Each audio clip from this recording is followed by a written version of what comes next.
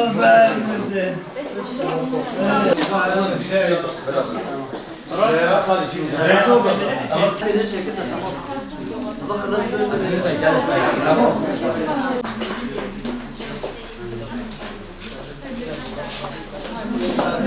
Engelli bireylerin, özel eğitime muhtaç bireylerin empatisini kurumsal anlamda topluma anlatma adına bulunmaktayız.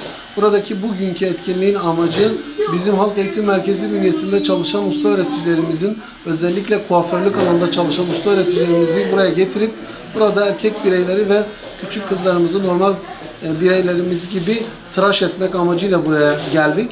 Bugün bunun mutluluğunu yaşıyoruz. Niye? Çünkü biz şunu biliyoruz. Özel eğitime muhtaç bireylerin diğer toplumun normal bireyleriyle buluşması biraz aksıyor.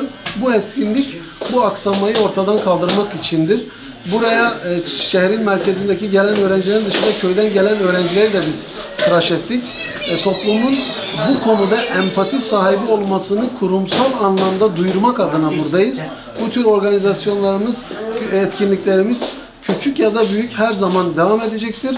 Diğer kurumsal çalışan müesseselerin de bu konuda elini taşın altına koyarak destek vermelerini rica ediyoruz.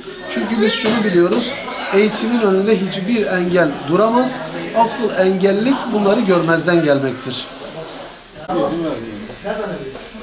Sıkılır şimdi.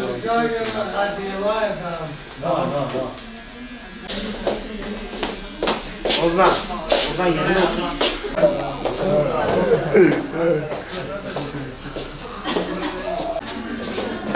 Olmayacak. Ne?